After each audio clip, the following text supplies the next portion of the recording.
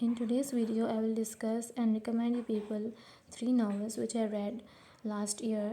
And the first novel which I will recommend you people is the novel of Khalid Hosseini, A Thousand Splendid Sun. So this novel is actually written by Khalid Hosseini, and he belongs from Afghanistan, but he moved to America at the age of 5 or 7. And but and he read at the age of 5 or 7, and his skills came out when he grew. So he actually wanted to help children, women, and he also built shelters for them. And when I read this novel last year, so this novel built curiosity, and when I start reading, I always wanted to know what coming next. So this novel is best for me so far. And as far as the name of the novel, that clicks me, that what is the meaning of thousand splendid suns. So author actually trying to confess readers that women can choose their faith, destiny, and destiny in spite of sitting aimlessly without saying a word against cruelty. And she must rise her voice against wrong things that happening to her. So they in spite of it sitting quietly. So this is the, I think, meaning of this book, this novel's name. And then actually what is this, what is happening in this novel, it is four part in this novel. And the first part is describing about the Miriam, who is an illegitimate girl. Her life goes under low financial and poor lifestyle. And the good thing that Miriam has, she learns Quran and Quran verses, but she does not get education, but he learns Quran from her mother. And second part describes about the story of Layla, who has good financial who has good financial, and there's no financial issues like Miriam. But what happens that she also has a very difficult life because her brother dies, and he her whole family get destroyed during the war. And she lives in Kabul actually. And Layla has a friend, Tariq, who also helped him in every situation of his life. And the third part is actually about Layla and Mariam's story, and how they faces difficulties in life. And the fourth is the last part of this novel, and it's eventually the conclusion of this stories, that how Mariam and Layla's um, destiny came to an end, and how they run the battle. So fourth part is the last part of this novel. Now this is actually an historical novel, and uh, it tells about that how in the author well described the politics of Afghanistan, that how Afghanistan went through in past, and how attacks Soviet Union attacks Afghanistan. And then when they went out, when outer countries did not attack on Afghanistan, then the minor cities who lives in Afghanistan attacked, and they fought among themselves. So this is the, I think, lesson which we can um, take as a lesson, and we can stop these things to fight among ourselves. So this is the best and good lesson that the author conveys. And then other thing is that I actually like the writing style of Khalid Hosseini, but it is hard for the teenagers who read this novel. I will not recommend them to read because the writing style is a bit hard for them. So it is their writing style is medium. It is not that difficult for those who are reading every day. So it is not hard for them, but for teenagers or who are the beginners, it is difficult for them because there's some hard vocabularies I felt. So then in the last word, I will say this: I will rate 10 out of 10 to this novel. And I surely say to everyone that they must read Thousand Splendid Sun. And it is not just a fiction novel, it's also about history of Afghanistan, that how they ancestors give sacrifices, and how they build their country, and they did not left their country until they died. So this novel is very good novel. Now the second novel which I read last year is George Orwell is Animal Farm. So this novel is written by George Orwell, and he wrote Animal Farm at the end of 1943, but it remained unpublished for a reason. For some reason, it is remained unpublished, and in the year 1945, novella Animal Farm got published. Alright, so this is actually novella, not a novel, and it is has a hundred page altogether, and we can read in one or two sitting. So this novel is the best. It is also, we can say, it is also a political novel, because apparently it is says about that it shows a fiction characters, but there is politics, there is actual fact behind that. So further, this novella is 100 pages, as I've already said, and we can complete this in one sitting as well. So so why this book is called Animal Farm, not any other name? So because in this novel, Animal Farm, the animals invaded on the farm, and they run out of the owner from his own farm. They actually run invaded animals invaded um, the farm, and he actually run make able to run the owner.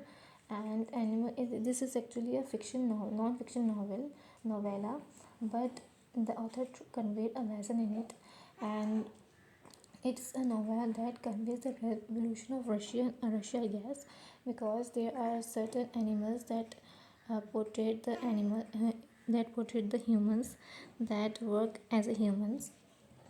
And this novella is actually a political based too, which I felt. And as readers start reading and proceed little further, I guess reader get an idea how animals tactics and triumph by their political ideas. All right, so this is I guess we got to get an idea that how animals shows politics. And George Orwell, the author, conveys if humans remain determination. So the George Orwell actually conveys if humans remain determined, nation could be achieved. And the best thing I like about Animal Farm is I like that how he described every animal in the form of humans and in pigs. If any of hypocrite could be found, will be exploited. Snowball, who is a pig, gives good speeches. Napoleon found he is hypocrite, exploit him. So the character of Napoleon, another pig, so who is the leader of all the animals. So the best thing I like about this is the politics that is conveyed through the animals. So I liked about this, and hypocrisy that shows through the pigs, and is very, I guess, is good technique and skill, and I like it. And besides this, that how George Orwell mentioned all these, that I will just tell in short as a review, that how he shows the all these politics, how he conveys through animals. That there is a farm, and which was called a minor farm before invaded by the animals. So Mr. Jones, who is the owner, who was the owner of it, and animals believes that Mr. Jones makes them work harder and keeps them starving. So the one night when Mr. Jones locked all animals while he was too drunk that he was lurched, and he could not remember that either he locked properly or not the animals. So late night all the animals gathered after Mr. Jones gone to sleep. Further, all the animals met on a place where they do meetings, and so old Major, who is the pig, planned how rebel against humans, and pigs were the leader, gives orders and speeches always, and they consider as the cleverest among the other animals. So they are the upper class of the animals, and after getting success over the farm, they become upper or elite class of animals. So pigs were the elite class, and the pigs give speeches and orders, and also made a song which is called Beast of England. And afterward, what happened, that they changed the name from the minor farm to the animal farm, and all the animals were happy as they now become free from the humans and could freely do the work according to their way. And all the animals doesn't know at which direction they are leading, either the same Mr. Jones were leading and or more worse or better than it. So this is actually a short way which I told you. So I will recommend you people that you must read this Animal Farm. This is the good and the best novella, and this book is actually about the politics, and apparently it shows that about animals who conquered the farms, but and they fought with humans. They show they have some troubles among animals as well, like a group of animals gathered after Mr. Jones gone to sleep. Further, all the animals met. So behind that author shows that how animal humans are, how they fight through politics, how they fight to the other countries. Um, Apparently shows that they are animals, but they are actually humans behind that. So, in conclusion, I would like to say that I like the Animal Farm, and the author completed his purpose, that what is he's trying to say, and I recommend others this novella too. I want to say that those who are having interest in politics or like international relations, so they like this much novel. So this is also the novel, and this is the second novel I read, and the last novel which I read last year is The Boy at the Back of the Glass, written by Q. Anjali Rao. So this is the novel, and this is the novel of a boy, and so Anjali Q. Rao is actually my first author which I read, and he she describes well about refugees in her novel, and she also wrote the novel The Star Outside My Window. I does not know much about her, so but overall she wrote this novel well, and he described about the refugees so well that I read it. And The Boy at the Back of the Glass is actually a fiction novel that reveals the story of a boy called Ahmed, and there's no other series of this novel. This is actually a first one book only. And firstly, I like the cover of this novel. It's so attractive picture of a boy from the back, and the bag in the back of the colors, and the red color and the blue color. I like it. So the cover is so good. So the story begins with a boy who is new in the class, and he's from Syria. So this is actually the story I'm telling you. And he sit at the back of the class. The boy is Ahmad. In the beginning, he has no friends. He sits quietly, and he does not know English much, so he does not speak to anyone. So everyone thought that why he is not speaking, as he has any issues. So but behind that, why he does not speak, because he does not know English. He has another language, and he has not a mother tongue as English. So in the beginning, he has no friends because of his speaking. So teacher guides him along to adjust. So some time passes, and he made three friends who are sincere to him, but some are students who are not good to Ahmad. And after some time, whole class get to know that Ahmad is a refugee, and some students and teachers doesn't like him because he is a refugee. But Ahmad's friends always supports him and like him. Ahmad is just 9 years old, and he does not know English. He talk much to his friends, so he does not talk much to his friends. But there's a one teacher which always help Emma to understand the English and to speak English. So simultaneously he made a friends, and he get adjust to the friends, to the new friends he made. He had just three friends by the time, and and they public and those friends, they always supports him, he helped him. And by the time his friends know his parents and a sister are not with him, he lives with his foster mother. They started in search of them. They published it newspapers, go to Queen's Palace, do everything they could do to find his Ahmad's parents. Besides these teachers who are good to Ahmad helped him with the students who bully him in the school. So this is actually a story about the boy who is a refugee. And the character actually I like about is Alexa, who wrote narrative, who's a narrative, and his name is Alexa, who tells a story.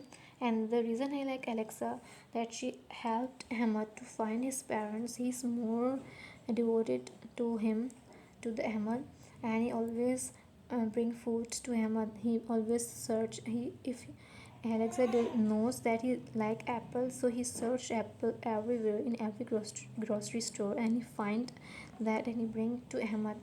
And he always support him when he had good get bullied from the students, from his classmates.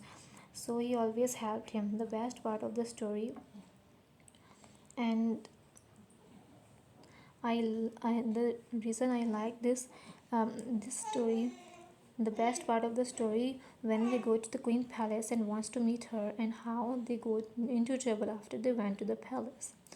So afterwards, how their parents, instead of being rude to them, they guide their children, and they support them instead of being rude to them. That why you supporting that refugee, and why you're helping your refugee friends. So I like this part in this novel, and the author write the story in such awesome way that the words are so simple, and the language she writes is so simple and easy to understand. This is the novel which I think this is for the teenagers and for those who are beginners. So this is for them. So I must recommend this book to the teenagers, and you can see that there's some pictures are illustrated over here like this. So I like this also. This is the pictures, and so these and like this there are other some pictures illustrated in this. So there's so attraction for the teenagers and for the beginners as well. Then I think it is the best novel for them. And their vocabulary is there's no hard vocabulary in this novel. And when I read the novel, it made me so curious that Ahmad's classmates will be able to find Ahmad's parents or not, and how they will come out from the mess they get into. So this is the curiosity the author build, and the novel is for me or for the teenagers, and as I've said earlier. And the second, the story is actually based for them according to their mindset as well, and for the according to the teenagers, and how they spend their life in the school, and how they believe their mates, and how they gathered at lunch and at lunch break, and how they play, so they can easily relate to themselves who are in school. So on the other side, they get the moral to how to help a refugee, and instead of thinking he's strange or enemy for a country or something like this, so they help or support them. So on the whole, I will recommend to teenagers and for the beginners as well. And definitely I will rate 10 out of 9 to this novel.